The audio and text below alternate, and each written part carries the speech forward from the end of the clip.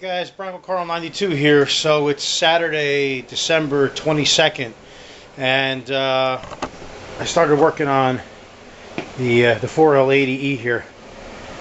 So man, you wouldn't believe how tight those oil pan bolts were. But yeah, look at that. Looks pretty nasty. So I'm gonna rip this thing apart, lay all the parts out, and we'll do an inspection on the clutches and stuff, and thrust washers, things like that, and we'll see what we're going to need to rebuild this. So put you guys back on in a little bit. Okay, so I took the valve body out, and I'm just making some initial observations here. And well, the first thing is the labyrinth gasket here. Oh, I call this a labyrinth anyway. Is totally disintegrating and stuck, so I'm going to have a fun time scraping that off of here. Yeah, this thing's freaking out with the focus. Hold on a second, maybe that's a little better. Okay, so the next thing I noticed that's kind of weird is these wells, like this one and this one and this one over here, they have little steel check balls in them, which I've taken out already, and I see right here, I don't know if you can see that or not, there's like a piece of, I guess like the housing's like kind of worn out from the steel ball beating against it.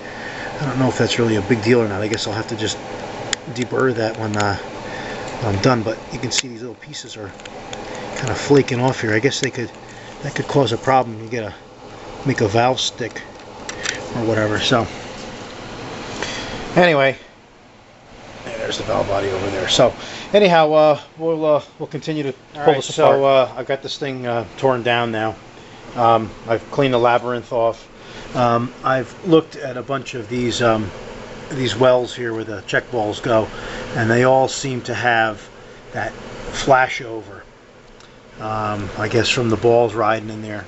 So I'll have to deflash the housing, I guess, before I put this thing back together. But I've cleaned the housing fairly well at this point. I usually do the full cleaning at the after I've got it all apart, but I had to clean this one as I went because it was pretty nasty. So anyway, the crap in the bottom of the pan, well, there's a couple of things that caused that. This band here, this brake band here, is flaking apart and wearing, so that's part of the problem.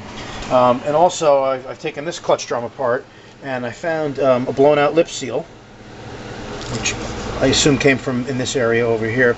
And since that lip seal went, it totally torched these clutches. And I mean, you can see the arc on there, I think. I mean, I could see it with my eyes, but when they overheat like that, then they totally warp.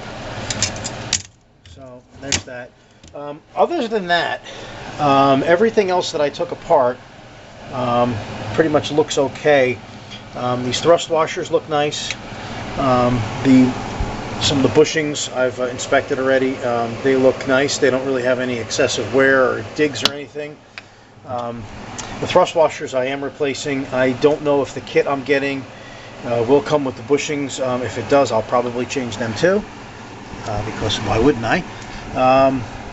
And that's pretty much that. So I got I guess a lot of cleaning to do, so I got to put together a little list of parts that I'm going to need to get, and I'm going to have to give Jerry some options of what valve body kit he wants me to use for performance. I'm going to give him some options with which clutch linings he wants to use, if he wants to use the stock type, or if he wants to use like the Red Eagles with the choline steels.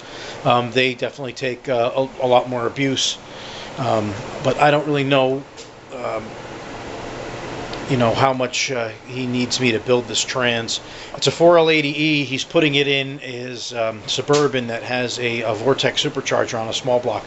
So the motor, and I'm going to say it's not really as powerful as the diesel engine that this baby came out of. So he might be okay with just the stock type frictions and steels, but of course that's up to him. So anyhow, I'm gonna go bang this up and upload it for you. And we'll talk to you soon. So that's it for this installment of the 4L80E rebuild. I'm going to do the valve body, I suppose, once I get the kit. And once I do that, I'll do a full video on that, and of course a full video on reassembly. I'll focus a little bit on changing out the seals inside the clutch packs and things like that. So anyway, guys, take care. Oh, thanks for watching.